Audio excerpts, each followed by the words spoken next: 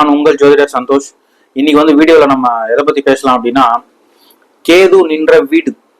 எந்த வீட்டில் வந்து கேது நிற்குதோ அந்த வீட்டுடைய காரகத்துவங்களை வந்து எப்படி கெடுக்கும், எந்த மாதிரி வந்து நல்ல பலன்களை வந்து தடுக்கும் அப்படின்றத பற்றி ஃபுல்லாக சொல்கிறேன்.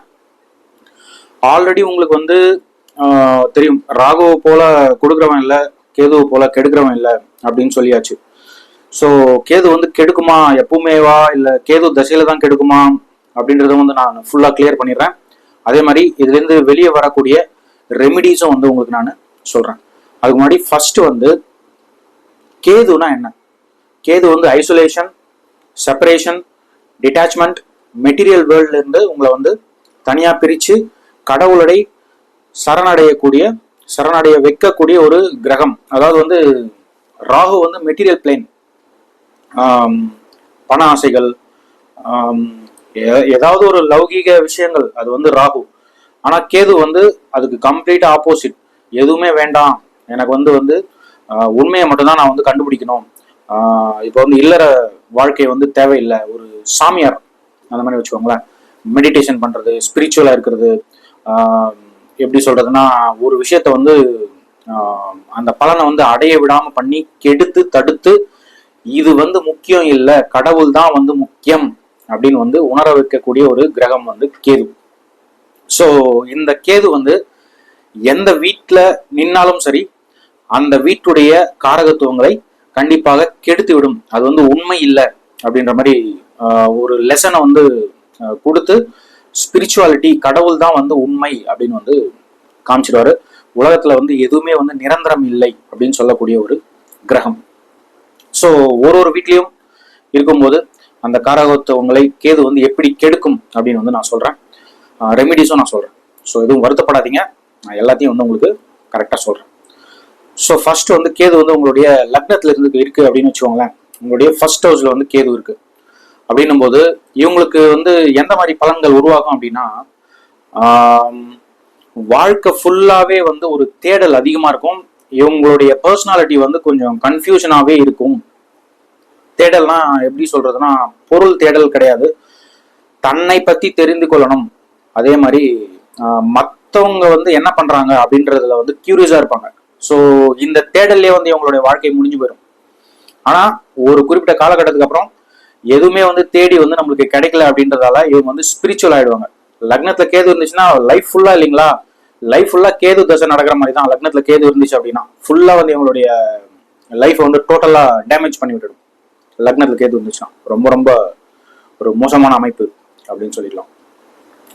ஸோ இன்னொரு டவுட் வருது இல்லைங்களா, கேது தசை நடக்கும்போது தான் அந்த கேது வேலை செய்யுமா அப்படின்னு கிடையாது. எந்த பாவத்துல நிக்குது அப்படின்னு பார்க்கும்போது அந்த இடத்த வந்து அதிகமாக பாதிக்கும் கேது தசை நடந்துச்சு அப்படின்னா.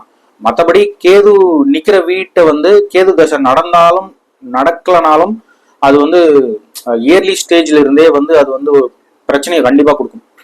So okay, next we move to second house. Ketu in second house. Ketu வந்து 2வது வீட்டில் இருந்தார் அப்படின்னா உங்களுக்கு வந்து ஃபேமிலி மேல பாசம் அதிகமா இருக்கும். ஆனா ஃபேமிலி மெம்பர்ஸ் வந்து உங்களை வந்து புரிஞ்சுக்க மாட்டாங்க. நீங்க பேசக்கூடிய வார்த்தைக்கு வந்து மரியாதையே இருக்காது, அந்த மாதிரி ஆயிடும். ஃபேமிலியில இருந்து கேது வந்து உங்களை வந்து பிரிச்சு விட்டுரும் அப்படின்னு சொல்லிடலாம். நிறைய கேசஸ் பார்த்தாச்சு. கேது இந்த செகண்ட் ஹவுஸ் ரொம்ப டேஞ்சரஸ் ஃபேமிலிக்கு. அதே மாதிரி மெட்டீரியல் டிசைரும் வந்து அதிகமா இருக்காது. ஒரு விதமான உண்மையை வந்து தேடணும் அப்படின்ற மாதிரி போயிடுவாங்க ஆச்சுங்களா. நெக்ஸ்ட் வந்து கேது இந்த தேர்ட் ஹவுஸ். கேது வந்து 3வது வீட்டில் இருக்கு அப்படின்னா இது வந்து கரேஜ் வந்து நிறைய கொண்டு வரும். ஆனா வந்து 3வது வீட்டுல கேது இருக்கிறது வந்து நீங்க எந்த முயற்சி எடுத்தீங்க அப்படின்னாலும் அது வந்து தோல்வியில தான் முடியும். முயற்சின்றது அவ்வளவா சக்சஸ் வந்து கொடுக்காது அப்படின்னு சொல்லிடலாம். அதுலயும் வந்து ஒரு லெசனை வந்து கொண்டு வரும். ஆனா இந்த தேர்ட் ஹவுஸ்ல கேது இருந்துச்சு அப்படின்னா புக் பப்ளிஷிங்லாம் பண்ணீங்கன்னா ரொம்ப நல்லாவே இருக்கும். ஓகேங்களா. ஸோ நெக்ஸ்ட் வந்து கேது வந்து 4th ஹவுஸ். 4வது வீட்டுல கேது இருந்தது அப்படின்னா உங்களுக்கு வந்து சொத்து பிரச்சனை கண்டிப்பாக இருக்கும். உங்களுடைய 4th ஹவுஸ் வந்து உங்களுடைய ஹோப்ஸ் அண்ட் விஷஸ், கம்ஃபர்ட்ஸ் இதெல்லாம் சொல்லுவோம். ஸோ இப்போ கார் ஓட்டுறீங்க அப்படின்னா அது வந்து கம்ஃபர்ட்டா ஓட்டுறீங்க. வீட்டில் இருக்கீங்க அப்படின்னா கம்ஃபர்ட்டா இருப்பீங்க.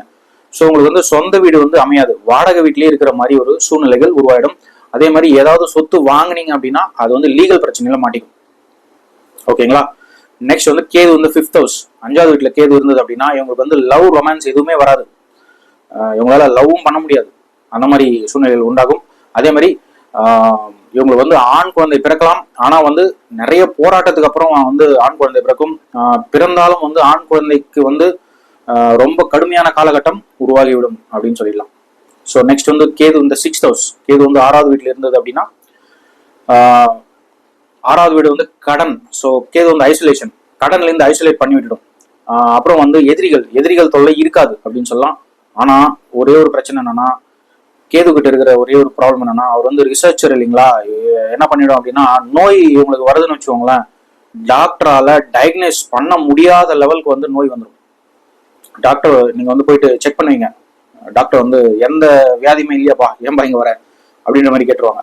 அதுதான் வந்து கேதுவோடைய பிரச்சனை 6th ஹவுஸ்ல. ஓகேங்களா. நெக்ஸ்ட் வந்து கேது இந்த 7th ஹவுஸ், கேது வந்து 7வது வீட்டுல இருந்துச்சு அப்படின்னா, உங்களுக்கு ஆல்ரெடி தெரியும் 7வது வீடு வந்து மேரேஜ் லைஃப்.